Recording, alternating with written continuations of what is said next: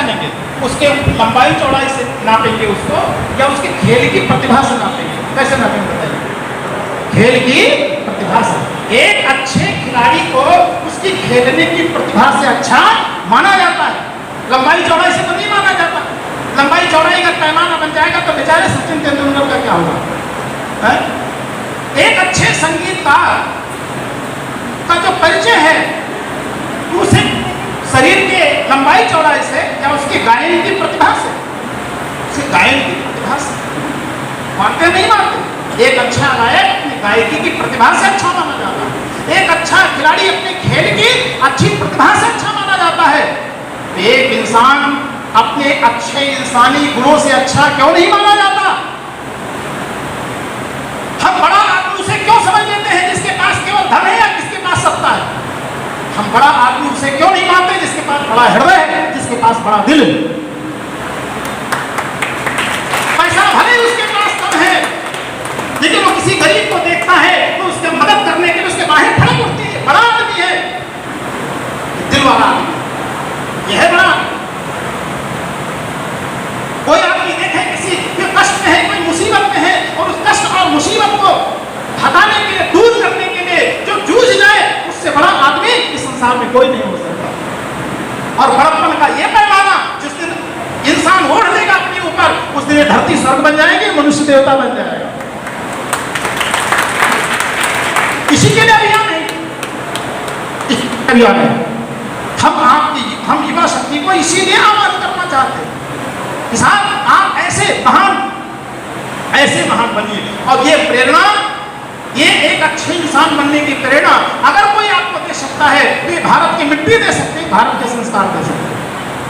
मैंने कहा दुनिया के किसी देश में ये संस्कार नहीं मिलते। ये हमारी मिट्टी की विशेषता है कि हमारे पूर्व आज से नहीं हजारों साल से हमारे ऋषियों ने तप करके, घूम खंडराओं में बैठ करके जीवन को तप की भट्टी बना करके, और उन्होंने जीवन निर्माण के स्वर्णिम सूत्रों की खोज की, और उनके उन स्वर्णिम सूत्रों से उन्होंने अपने पौराणिक ग्रंथों का विस्तार किया। आज हमारी पीढ़ी उन पौराणिक ग्रंथों को देखना नहीं पसंद करती। आज हमारी वर्तमान पीढ़ी उन स्वर्णिम सूत्रों की तलाश नहीं करती जिन सूत्रों से हमारा जीवन श्रेष्ठ बन सकता है, हमारा जीवन शानदार बन सकता है। अगर उन सूत्रों की तलाश में आप जुट जाएं, अगर उनकी खोज में आप जुट जाएं, तो साथियों ये धरती का युवा आने वाले 21वीं सदी का एक मॉडल बन सकता है, 21वीं सदी का सचेता बन सकता है, आने वाली सदी के लिए निर्माणकर्ता बन सकता है, आने वाली सदी के लिए एक रोड मैप बना सकता है, आने वाली पीढ़ियों का मार्गदर्शन कर सकता है। और आपको ऐसे ही एक युवा बनना है, ऐसे ही यौवन को जागृत करना है। आपका यौवन उस तरफ न लगे जिस तरफ आप आज धारा बह रही है। ये सारी की सारी जो धाराएं हैं ज्यादातर निगेटिव है, वातावरण निगेटिव है। आपको इस निगेटिव वातावरण से निकलना है। आजकल सोशल मीडिया का जमाना है, हर आदमी के हाथ में 10,000 का स्मार्टफोन है। आज टेलीविजन कम, लेकिन हर हाथ में मोबाइल है, आदमी मोबाइल लेकर के उस पर देखता है। बहुत सारी ऐसी चीजें पहले टेलीविजन के माध्यम से आती थी और आप मोबाइल लिए हुए हर पल हमारे सामने आती रहती है। जब तक सूचना और संचार के इस युग में बहुत बड़ी क्रांति हुई। मैं नहीं कहता विज्ञान के इन संसाधनों से आदमी का भला नहीं हुआ, बहुत हद तक भला हुआ है, बहुत हद तक हमारा जीवन सहज हुआ है, आसान हुआ है। लेकिन इस विज्ञान के युग में, मशीनों के इस युग में हमने एक ही गलती की है, और वो है अपनी संवेदना को हमने भुलाया है, अपनी करुणा को भुलाया है, अपने परोपकार की भावना को हमने नष्ट किया है। और केवल यही एक छोटी सी गलती आज समाज और राष्ट्र के लिए एक विभीषिका बनकर के खड़ी हुई। बस हमारे भीतर का वो संवेदना जाग जाए, हमारे हृदय में वो सजलता आ जाए, हमारे भीतर के परोपकार का भाव जाग जाए, फिर मित्रों हम पूरी दुनिया का निर्माण करने में समर्थ हो जाएंगे। और उसके लिए जो शुरुआत करनी है वो आपको अपने से शुरुआत करनी है, वो आपको अपने से शुरुआत करनी है। क्योंकि हमारे परम पूज्य गुरुदेव ने कहा अपना सुधार ही संसार की सबसे बड़ी सेवा है।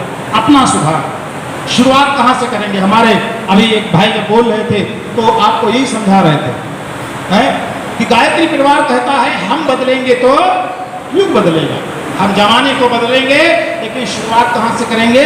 शुरुआत अपने आप से करेंगे, अपने आप से करेंगे। दुनिया का निर्माण करने की बात तो हर कोई करता है, हर कोई करता है, लेकिन अपने को नहीं बदलना चाहता है।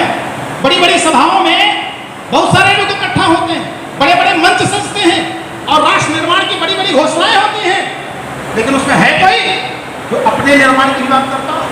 कोई नहीं है। दुनिया सब बदलना चाहते हैं, अपने को कोई नहीं बदलना चाहता।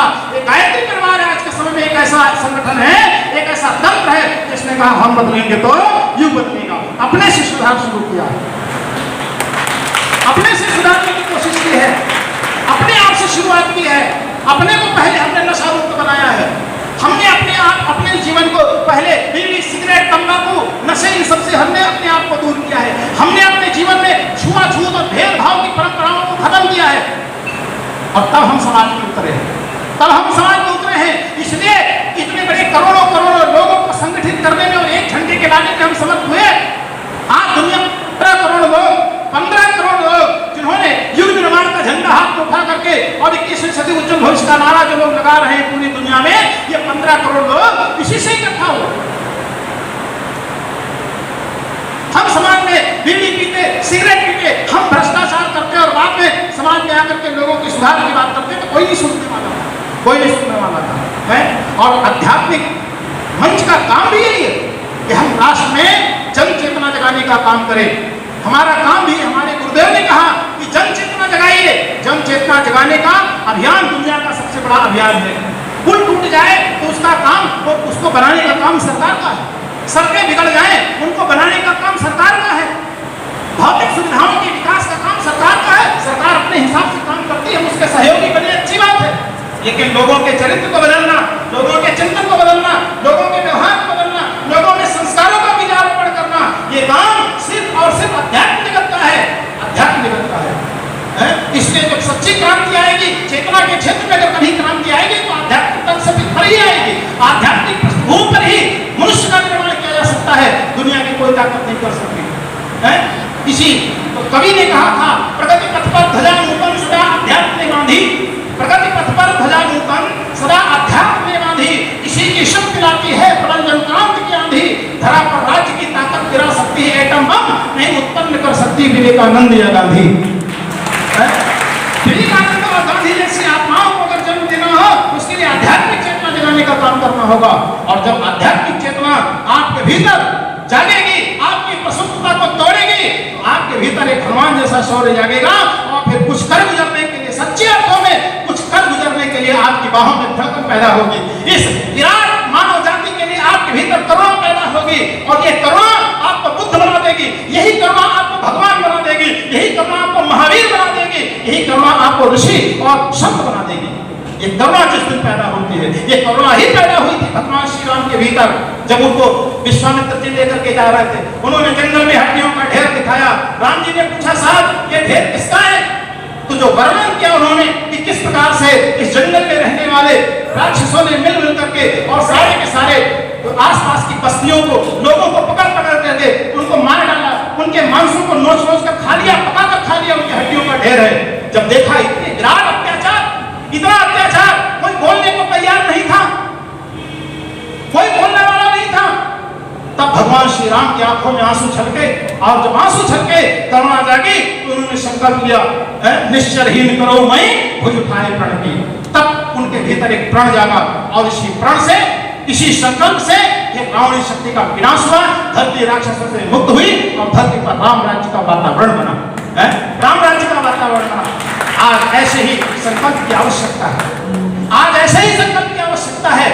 वो एक समय था जब राक्षस एक था, उस समय की सीमाएं थी, उस समय में जो परिवर्तन होते थे वो एक सीमा क्षेत्र में होते थे। जैसे युद्ध की मैं बात करूं तो युद्ध भी उस समय का जो युद्ध था, सतयुग में, युद्ध सतयुग में भी था, लेकिन युद्ध का थोड़ा सा तरीका अलग था।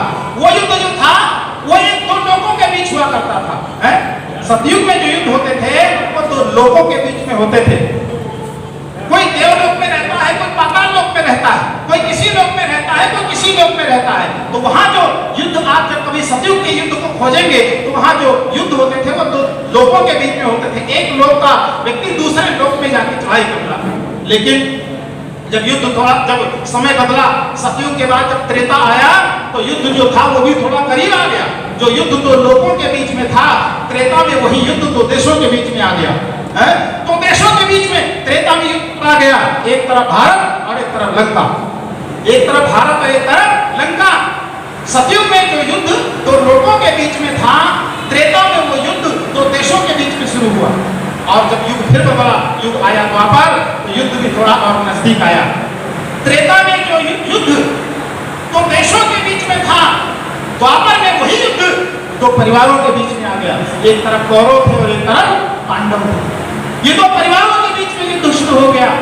और साथियों, युग फिर बदला, युग आया कलयुग, तो युद्ध भी और करीब आ गया। जो युद्ध द्वापर में दो परिवारों के बीच में था, कलयुग के आने पर वह युद्ध हर आदमी आदमी के भीतर शुरू हो गया। हर आदमी आदमी के भीतर शुरू हो गया। आज हमारे ही भीतर एक देवासुर संग्राम चला हुआ है। हर आदमी एक देवासुर संग्राम कर रहा है भीतर। एक तरफ असुरता है, एक तरफ देवता है। देवता और दानव दोनों ही हमारे भीतर हैं। और हमारा कभी कभी देवता जागता है, जीतता है, तो कभी कभी राक्षस जीतता है। आप कभी अनुभव करिए, आपने कभी संकल्प लिया कि साहब आने वाली नवरात्रि में हम 9 दिन का अनुष्ठान करेंगे, तो युद्ध शुरू हो जाता है। युद्ध शुरू हो जाता है। एक पक्ष कहता है साहब 9 दिन की तपस्या करेंगे, हम अनुष्ठान करेंगे, व्रत करेंगे, साधना करेंगे, भगवान की भक्ति करेंगे। और एक पक्ष कहता है अरे कहा यार 9 दिन खाना पीना छोड़ना पड़ेगा, 9 दिन ऐसे रहना पड़ेगा, अरे 9 दिन बहुत होते हैं। वो समझाता है भीतर आपको।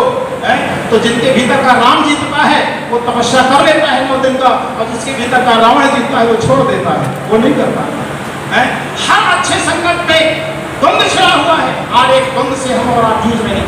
इस द्वंद्व में जो युवा हार जाता है वो बीड़ी सिगरेट और नशे का आदी बन जाता है, और जो इस द्वंद्व में जीत जाता है वो सारे दुर्नशों से अपने जीवन को मुक्त करा लेता है, मुक्त करा लेता है। इस अंतःकरण के देवासुर संग्राम में जो युवा अपने चरित्र पर विजय प्राप्त कर लेता है, वो अर्जुन की भांति, छत्रपति की भांति उदाहरण प्रस्तुत करता है। और जो युवा अपने विचारों पर नियंत्रण खो देता है, इस युद्ध में हार जाता है, वो रास्ते पर जाकर छेड़खानी करता है, कहीं किसी के साथ बलात्कार करता है और जेल में जाता है, या फिर फांसी के तख्ते पर लटका दिया जाता है।